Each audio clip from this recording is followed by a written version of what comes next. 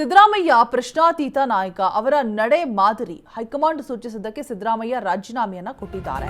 ಡಿಕೆಶಿ ಮುಂದಿನ ಸಿಎಂ ಆಗ್ತಾರೆ ಎಂದ ದಿನೇಶ್ ಗುಂಡೂರಾವ್ ಬಹುತೇಕ ಡಿಕೆಶಿ ಮುಂದಿನ ಮುಖ್ಯಮಂತ್ರಿ ಆಗ್ತಾರೆ ಅಂತ ಹೇಳಲಾಗ್ತಾ ಇದೆ. ನಾಳೆಯೇ ಡಿಕೆಶಿ ಹೆಸರನ್ನ ಘೋಷಿಸಬಹುದು ಅಂತ ಗುಂಡೂರಾವ್ ಹೇಳಿಕೆಯನ್ನ ಕೊಟ್ಟಿದ್ದಾರೆ. ದಿನೇಶ್ ಗುಂಡೂರಾವ್ ಪ್ರತಿಯೊಬ್ಬರು ಶಾಸಕರುಗಳು ಕೂಡ ಒಂದೊಂದು ರೀತಿಯಾಗಿ ತಮ್ಮ ಅಭಿಪ್ರಾಯವನ್ನು ವ್ಯಕ್ತಪಡಿಸ್ತಾ ಇದ್ದಾರೆ. ಬಿಕಾಸ್ 3 ಜನರ ಹೆಸರುಗಳು ಕೂಡ ಕೇಳಿ ಬರ್ತಾ ಇರುವಂಥದ್ದು.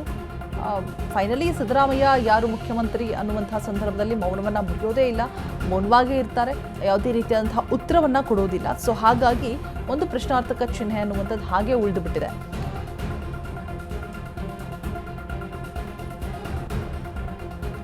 ಹೈಕಮಾಂಡ್ ಸೂಚಿಸಿದ್ದಕ್ಕೆ ಸಿದ್ದರಾಮಯ್ಯ ರಾಜೀನಾಮೆಯನ್ನು ಕೊಟ್ಟಿರುವಂಥದ್ದು ಗೌರವಯುತವಾಗಿ. ಆ್ಯಂಡ್ ಡಿಕೆಶಿ ಮುಂದಿನ ಸಿಎಂ ಆಗ್ತಾರೆ ಅಂತ ಹೇಳ್ಬಿಟ್ಟು ದಿನೇಶ್ ಗುಂಡೂರಾವ್ ಕೂಡ ಹೇಳಿಕೆಯನ್ನು ಕೊಟ್ಟಿದ್ದಾರೆ. ಜಿ ಪರಮೇಶ್ವರ್ ಹೆಸರು ಕೂಡ ಕೇಳಿ ಬರ್ತಾ ಇದೆ, ಖರ್ಗೆ ಅವರ ಹೆಸರು ಕೂಡ ಕೇಳಿ ಬರ್ತಾ ಇದೆ.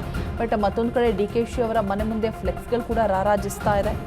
ಸಿದ್ದರಾಮಯ್ಯ ಪ್ರಶ್ನಾತೀತ ನಾಯಕ ಅವರ ನಡೆ ಮಾದರಿಯಾಗಿರುತ್ತೆ, ತುಂಬಾನೇ ಪ್ರಭುತ್ವವಾಗಿ ನಡ್ಕೋತಾರೆ. ಆ ಒಂದು ಸಮಯದಲ್ಲಿ ಯಾವುದೇ ರೀತಿಯಾದಂತಹ ಗೊಂದಲಗಳು ಉಂಟಾಗೋದಿಲ್ಲ.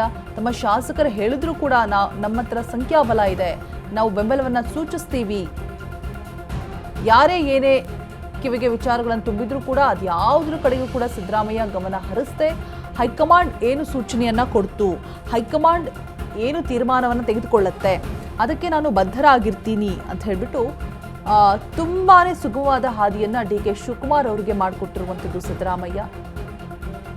ಅವರ ನಡೆ ನಿಜಕ್ಕೂ ಮಾದರಿಯಾಗಿರುತ್ತೆ. ಇಡೀ ಕರ್ನಾಟಕ ಜನತೆಯ ಕಣ್ಣು ಒದ್ದಿಯಾಗಿತ್ತು ಅವರ ಆ ನಡೆಯನ್ನ ನೋಡಿ.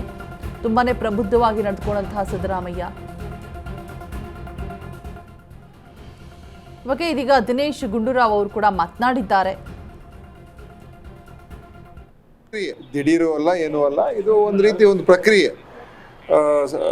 ನಮ್ಮ ಹೈಕಮಾಂಡ್ ಅವರು ಈ ಹಿಂದೆನೂ ಕೂಡ CM ಅವರು ಹೇಳ್ತಾ ಇದ್ರು, ಹೈಕಮಾಂಡ್ ಅವರು ಯಾವಾಗ ಹೇಳ್ತಾರೆ ಅವಾಗ ನಾನು ಅವರ ತೀರ್ಮಾನದ ಪ್ರಕಾರ ನಡ್ಕೊಳ್ತೀನಿ ಅಂತ ಮುಖ್ಯಮಂತ್ರಿ ಅವತ್ತಿಂದ ಹೇಳ್ತಾ ಇದ್ರು.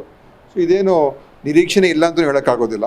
ಆದರೆ ಯಾವಾಗ ಆಗುತ್ತೋ ಏನಾಗುತ್ತೋ ಯಾರಿಗೂ ಕೂಡ ಗೊತ್ತಿರಲಿಲ್ಲ, ಮತ್ತು ಅದೆಲ್ಲ ಹೈಕಮಾಂಡ್ ಬಿಟ್ಟಿರುವಂಥ ವಿಚಾರ ಆಗಿತ್ತು. ಅಂತಿಮವಾಗಿ ಈ ಒಂದು ಸಂದರ್ಭದಲ್ಲಿ ಅವರು ತೀರ್ಮಾನ ಮಾಡಿ ಇವತ್ತು ಮುಖ್ಯಮಂತ್ರಿಯವರು ಅತ್ಯಂತ ಒಂದು ಬಹಳ ಎಲ್ರಿಗೂ ಮಾದರಿಯಾದಂಥ ರೀತಿಯಾಗಿ ಅವ್ರು ನಡ್ಕೊಂಡಿದ್ದಾರೆ ಮಾನ್ಯ ಸಿದ್ದರಾಮಯ್ಯ ಸಾಹೇಬರು.